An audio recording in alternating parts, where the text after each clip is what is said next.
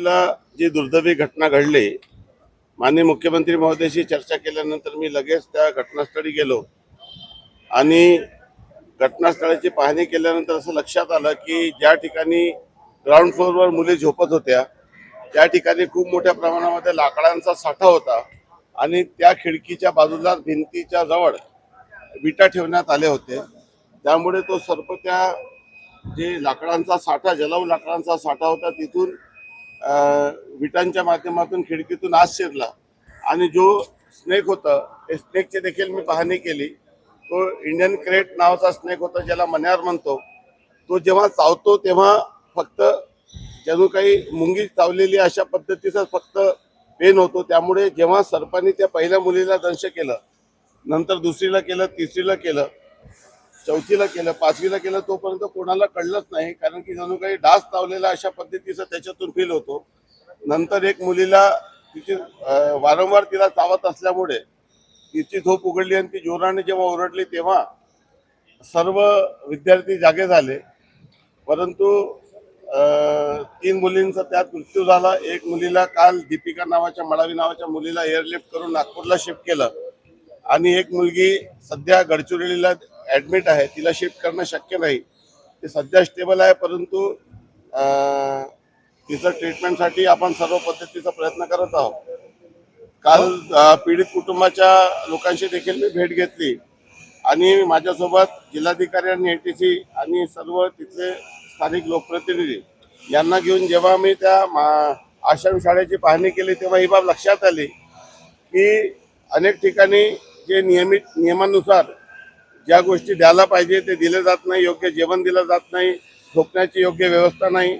अधिकारी फक्त त्या ठिकाणी जातात आणि फक्त नोंदी घेऊन येतात। हे कुठल्याही परिस्थितीत सहन केला जाणार नाही। काल रात्रीच माननीय मुख्यमंत्री महोदयाशी या संदर्भात चर्चा झाली। लवकरच या संदर्भात 14 तारखेला मी बैठक ठेवलेली आहे आणि या संदर्भामध्ये मंत्री आदिवासी विकास यांच्याशी चर्चा करून अतिशय सक्तीने कारवाई करण्यात येईल आणि ज्या ज्या उपाययोजना केल्या नाही त्यावर योग्य कारवाई करण्याच्या सूचना दिलेल्या आहेत। टाइम बाउंड मॅनर मध्ये जर हे सर्व केलं गेलं नाही तर कठोर कारवाई करण्यात येईल आणि या प्रकरणी देखील पोलिसांना उचित कारवाई करण्याच्या सूचना दिल्या। 27-28 वर्ष झाले ती आश्रमशाळा आहे, कोट्यावधीचा निधी तुम्ही त्या आश्रमशाळेला देता, मुलींना झोपण्यासाठी बेड नाही, सतरंजीवर झोपल्या होत्या सगळ्या मुली। इतकं गंभीर, तुम्ही पालकमंत्री आहात तिथले, गंभीर आहे हे। मी सांगतो ती आश्रमशाळा काँग्रेसचे माजी आमदार, माजी खासदार आणि माजी मंत्री कुवाचे साहेबांची होती।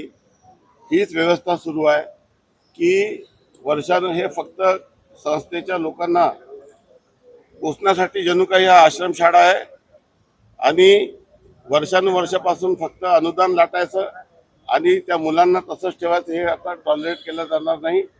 सर्व आश्रमशाळांची आज एटीसीला सांगून व्हिडिओ कॉन्फरन्सिंग घ्यायला सांगितली आहे।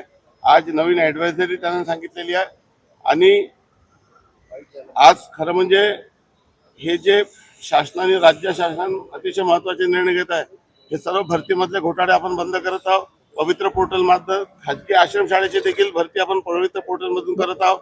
80 किलोमीटरच्या त्याच्यात क्रायटेरिया लावलेला आहे।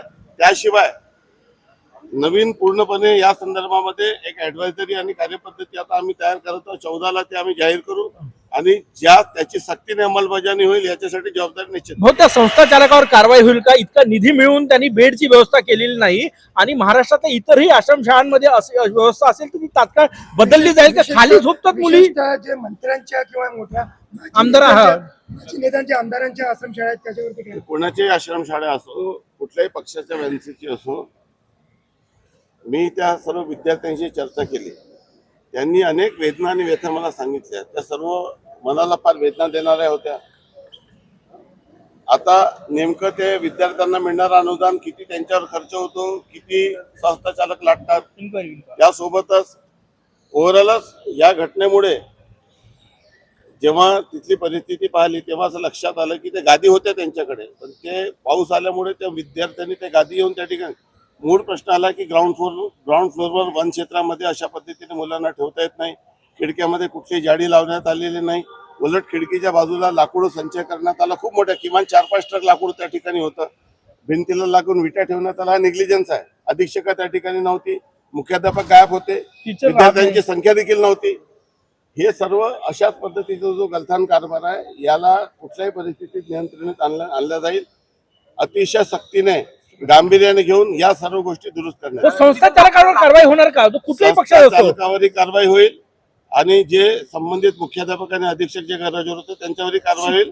गुन्हा दाखल करण्याच्या सूचना दिलेल्या आहेत. शिक्षकांना मुख्यालयी राहणं अनिवार्य आहे किंवा त्या आश्रमशाळेत राहणं अनिवार्य आहे. 90% शिक्षक बाहेर होते त्या दिवशी, होतेच नाही. मी आपल्याला सांगितलं की ही बाब सत्य आहे की अटेंडन्स देखील राहत नाही. मी कुठली बाब लपत नाही आणि जे घटना आहे ते मी पूर्णपणे सत्य सांगत आहे. हे कुठल्याही परिस्थितीत या कल्याणकारी राज्यामध्ये अशा पद्धतीचे संस्था चालकाचे लाड पुरवण्यासाठी सरकार काम करत नाही, तर सरकार गरीब विद्यार्थ्यांसाठी काम करते आणि गरीब विद्यार्थ्यांना योग्य शिक्षण आणि न्याय मिळेल या संदर्भामध्ये मंत्री आदिवासी विकास यांच्याशी आजच मी चर्चा करणार आहे. लवकरच बैठक घेऊन आपल्याला त्या संदर्भात कळवण्यात संस्था चालकावर फौजदारी कारवाई होईल का? निग्लिजन्स आहे. संस्था चालकावर फौजदारी कारवाई करण्याच्या सूचना ऑलरेडी दिलेल्या आहे आणि त्यानुसार कारवाई करण्यात येईल. मुख्यमंत्री सुंदर शाळेचा निकाल गोडाऊन सारखा वापर नव्हता. जे जलाऊ लाकडं होते शाळेसाठी लागणार ते इतक्या मोठ्या संख्येने त्या ठिकाणी ठेवण्यात आले होते, त्याची गरज नव्हती. मध्य प्रदेशमध्ये पक्ष वाढत आहे मध्य प्रदेश